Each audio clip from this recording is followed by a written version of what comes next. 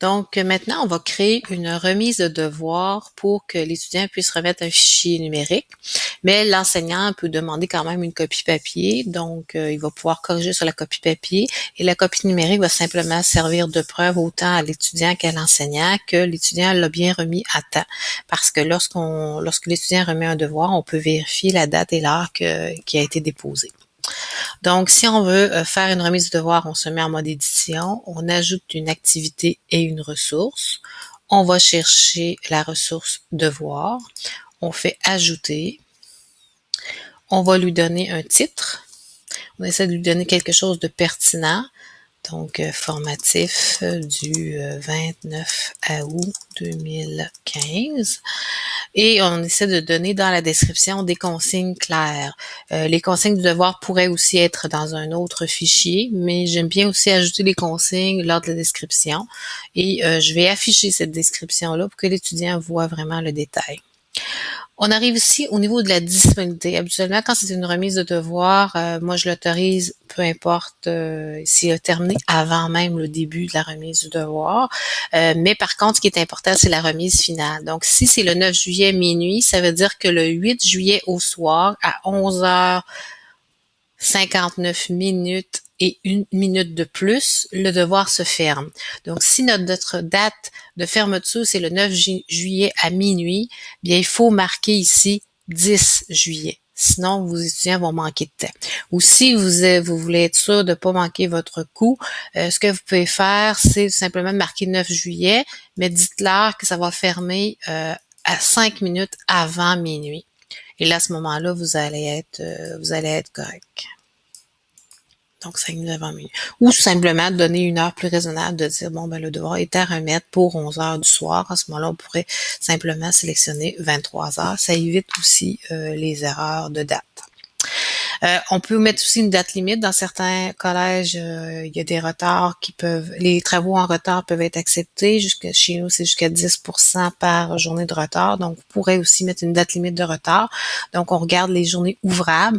On enlève les congés et les samedis et dimanches. Puis, 10 jours plus tard, après 10 jours, ben, ça lui donne rien de remettre le devoir parce qu'il va y avoir 0%. Donc, on pourrait l'empêcher même de remettre ce devoir-là. Type de remise. Ce qui est intéressant, c'est de cocher remise de fichier parce qu'on va avoir une copie numérique. Et texte en ligne, ce que ça veut dire, c'est que autant l'étudiant que l'enseignant va pouvoir ajouter un commentaire directement dans le devoir. Si vous ne voulez pas les lire, vous pouvez simplement juste les décocher. Le nombre de fichiers, ben, je vous suggère d'en mettre plus que moins parce que parfois les enseignants déposent un fichier, se rendent compte que c'est pas le bon. Ils vont en déposer un deuxième, un troisième, même si vous en demandez juste 2 fichiers. Comme par exemple, ça pourrait être un texte dans Word que vous demandez en format PDF. Et accompagné à ça, il pourrait y avoir un tableau ou un chiffrier Excel qui présenterait un bilan. Et même, il pourrait y avoir une présentation PowerPoint associée à ce travail-là. Taille limite des fichiers, je vous suggère toujours mettre le maximum qui est de 2 GB pour si les étudiants mettent des photos, des fois ils oublient de les mettre dans un autre format plus comprimé. Donc, ça fait des fichiers qui peuvent devenir lourds. Le type de feedback, ce qui est standard, c'est un feedback par commentaire et un fichier de feedback. Donc, fichier de commentaire, c'est l'enseignant qui va rédiger des notes suite au devoir.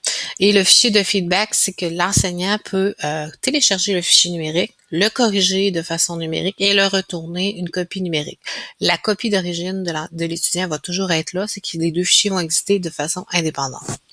On peut aussi ajouter un formulaire d'évaluation hors ligne et on peut même ajouter un fichier d'enregistrement sonore. On ne traitera pas cette option-là aujourd'hui. Réglage de la remise des devoirs. Ici, on vous demande est-ce que vous exigez que les étudiants cliquent sur le bouton envoyer le devoir. Donc, moi, je préfère oui. Sauf que s'ils ne cliquent pas sur envoyer, le fichier va être quand même déposé, sauf qu'il va être en mode brouillon. Vous ne recevrez pas en tant qu'enseignant un avertissement comme quoi il y a quelque chose à évaluer. Mais quand vous allez voir l'ensemble des devoirs, vous allez voir que le devoir, il est là. Donc, vous pourrez toujours aller le chercher. Demandez aux étudiants d'accepter l'énoncé de remise pour les devoirs. Je vous dirais de pas non, de laisser à cocher non, tout simplement pour éviter qu'il y ait une manipulation de plus puis que ça fonctionne pas simplement juste à cause de ça. Réouverture des travaux, c'est à votre guise, mais dans ce cas-ci, habituellement, on le met à jamais. Puis l'étudiant peut quand même aller chercher le fichier corrigé, mais il ne pourra pas aller chercher en principe son fichier qu'il a déjà déposé. Nombre de maximal de tentatives, on va le laisser comme ça. Réglage de remise de groupe, on ne touche pas à ça, sauf si c'est un travail d'équipe. Notification. Est-ce que vous voulez que les étudiants soient... est-ce que vous voulez vous être au courant lorsqu'un travail est remis? Donc, si oui, vous cochez oui. La note, on peut mettre une note d'un barème, ou si c'est un formatif, dans ce cas-ci, je vais mettre pas de note. Évaluation, on peut faire une évaluation directe, c'est-à-dire écrire un commentaire, corriger un fichier, retourner le fichier et mettre une note. Mais si vous voulez avoir quelque chose de plus développé, il est possible de créer des grilles d'évaluation. On ne traitera pas de ce sujet-là aujourd'hui.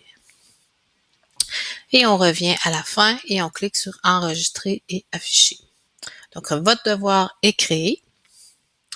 Lorsque vous allez revenir à votre devoir, vous allez avoir un lien ici qui dit « Consulter et évaluer tous les travaux remis ».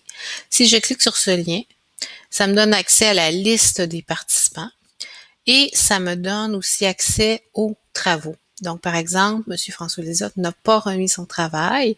S'il l'avait remis, j'aurais pu cliquer ici sur la note et avoir accès à ces informations. Donc, je verrais, je ne l'ai pas, mais je verrais son fichier que je pourrais télécharger. Je pourrais lui donner une note ici. Donc, j'aurais une case pour mettre une note. Je pourrais écrire un feedback qui est ici. Et je pourrais même retourner un fichier, c'est-à-dire le fichier qu'il a déposé, je le télécharge, je le corrige, j'ajoute des commentaires en format Word ou en format PDF. Ensuite, je pourrais aussi ajouter une vidéo explicative, je pourrais ajouter un fichier sonore de sa correction et je dépose ce fichier-là ici. Et je peux par la suite aviser l'étudiant si il a reçu la note ou non. Et je fais enregistrer et je passe à l'étudiant suivant par la suite. En tout temps, l'enseignant peut venir modifier sa correction. Voilà. Donc, l'étudiant, ce qu'il voit, c'est ceci. Donc, le titre et les consignes. Et lorsqu'il est prêt, il clique simplement sur le devoir pour venir remettre le fichier. Donc, il clique sur « Ajouter un travail ». L'étudiant ne voit que la partie du bas. Il ne voit pas la partie du haut parce que c'est seulement l'enseignant qui la voit. Il clique sur « Ajouter un travail ». Il vient sélectionner le fichier. Il clique sur « Déposer un fichier ». Choisissez un fichier. Il va chercher son fichier sur son bureau. Clique sur « Déposer un fichier » et son fichier est déposé. Il peut venir ajouter ici un petit commentaire. « Bonjour, cher prof. Merci pour ce devoir.